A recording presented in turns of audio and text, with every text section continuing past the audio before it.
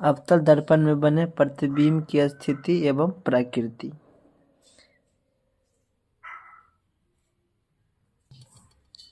अवतल दर्पण में इसका अंदर का सतह धंसा हुआ रहता है, जिस पर परावर्तन होता है उसका सतह धंसा हुआ रहता है। पहला इसमें 4 पॉइंट ध्यान में रखना है। पोल यानी ध्रुव, फोकस, वक्रता केंद्र और ये हो गया अनंत। वक्रता केंद्र से परे बोलेगा या अनंत बोलेगा।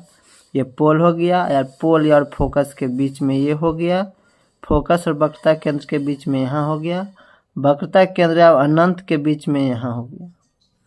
अब बोलेगा इसमें क्या, वस्तु की स्थिति। मान लीजिए वस्तु की स्थिति अनंत पर रहेगा तो फोकस से चलना है, ठीक। जैसे जैसे वस्तु की स्थिति दर्पण की ओर बढ़ता जाएगा वैसे वैसे इसका प्रतिबिंब बनने की स्थिति दर्पण से दूर होता जाएगा। जैसे एग्जाम्पल बोल देगा कि वस्तु अनंत पे है, अवतल दर्पण में वस्तु की स्थिति अनंत पे है तो प्रतिबिंब कहाँ बनेगा, तो हम फोकस से लेंगे, प्रतिबिंब फोकस पे बनेगा। अगर अनंत पे रहेगा तो प्रतिबिंब फोकस पे बनेगा, ठीक।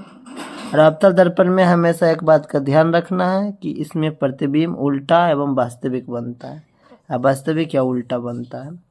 एक केस है जिसमें फोकस तथा ध्रुव के बीच में जब वस्तु रखते हैं तो इसमें दर्पण के पीछे बनता है और बड़ा बनता है, जो सीधा और आभासी होता है। बाकी सारे केस में वास्तविक और उल्टे बनते हैं इसमें प्रतिबिंब। तो ध्यान से देखें कि जब वस्तु को हम अनंत पर रखते हैं तो प्रतिबिंब फोकस पे बनेगा। मतलब ये दर्पण से बहुत दूर रखा है वस्तु तो दर्पण के बहुत पास प्रतिबिंब बनेगा।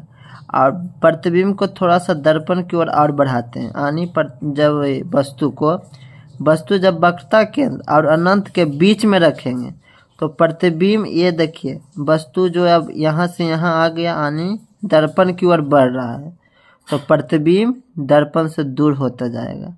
यानी जब अनंत पर रखे थे तब फोकस पे बना था प्रतिबिंब, और जब वक्रता केंद्र तथा अनंत के बीच में रखेंगे तो प्रतिबिंब जो है फोकस और वक्रता केंद्र के बीच में बनेगा, ठीक। यहाँ पर बनेगा, उल्टा बनता है तो इसे बनेगा।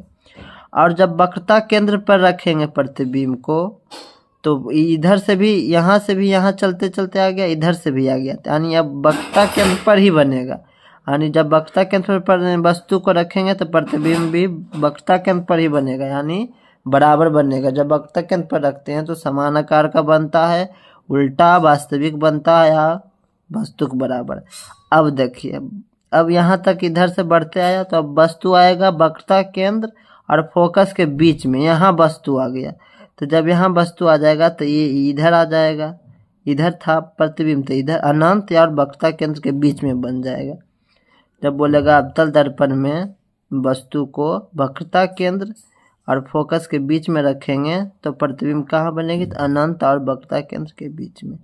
अब फोकस पे जब रखेंगे वस्तु को तो प्रतिबिंब कहाँ बनेगी, अनंत पे।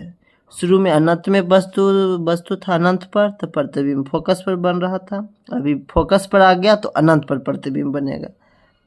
और अनंत पर बनेगा तो बहुत बड़ा बनेगा, फोकस पर बने तो बहुत छोटा बना था। और एक आता है क्या कि फोकस और ध्रुव के बीच में रहती है वस्तु। अगर यहाँ पर वस्तु को हम किसी को रख देंगे तो ये दर्पण के पीछे बनता है और ये सीधा बनता है और आभासी बनता है प्रतिबिंब। बस यही दर्पण का, अवतल दर्पण का कंसेप्ट है कि जैसे जैसे हम प्रतिबिंब को दर्पण की तरफ ले जाएंगे, ये वस्तु को दर्पण की तरफ ले जाएंगे, प्रतिबिंब दर्पण से दूर होता चला जाएगा। यही लॉजिक पर ये अच्छा से इसका प्रतिबिंब बनता है, और समझ में आ जाएगा, भूलिएगा नहीं। अब इसका यूज देख लीजिए, अवतल दर्पण का उपयोग, इसका उपयोग कहाँ कहाँ करते हैं। अवतल दर्पण का उपयोग जैसे कि हो गया आपका हेडलाइट में, गाड़ियों की हेडलाइट में, ENT डॉक्टर जो यूज करता है इसमें ही करता है। ये सब में अवतल दर्पण का यूज होता है। गाड़ी के हेडलाइट में एवं सर्च लाइट में, सोलर कुकर में। अवतल लेंस को अभिसारी दर्पण भी बोलते हैं, अवतल दर्पण को अभिसारी दर्पण भी बोलते हैं, क्योंकि इसमें प्रकाश की किरणें जब इस पे पड़ती है तो एक बिंदु पर सब फोकस होता है, इसीलिए इसको अभिसारी बोलते हैं। इसीलिए सोलर कुकर में इसका यूज होता है। जब प्रकाश की किरणें पड़ती है इसके दर्पण में, कुकर में, तो सभी एक जगह पे केंद्रित कर देता है, जिससे इसके अंदर के पदार्थ को गर्म करते हैं। इसलिए सोलर कुकर में इसका उपयोग करते हैं, अवतल दर्पण का उपयोग।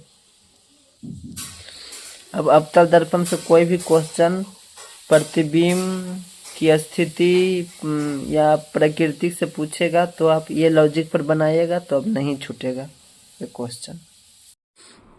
यहाँ पर इसमें देखिए अवतल दर्पण हो गया, अनंत पर वस्तु है, एक प्रकाश की किरण यहाँ से टकराती है, फोकस से गुजरी, फिर एक प्रकाश की किरण यहाँ से चली, फिर ये फोकस पर जहाँ काटी दोनों प्रकाश की किरण वहाँ पर प्रतिबिंब बना।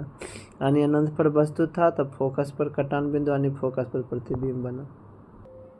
इस डायग्राम में देखिए वक्रता केंद्र पर वस्तु रखा है, सी पर वस्तु रखा है, तो इससे एक प्रकाश किरण यहाँ से दर्पण पर पड़ी है, फोकस से गुजरा, एक प्रकाश किरण इधर से आया, फोकस से गुजरा, फिर दर्पण से टकराने के बाद यहाँ इसका कटान बिंदु है। तो इसीलिए जब वक्रता केंद्र पर वस्तु है तो इसका प्रतिबिंब भी वक्रता केंद्र पर ही बना। तो ये दोनों डायग्राम समझाने के लिए मैं बता दिया।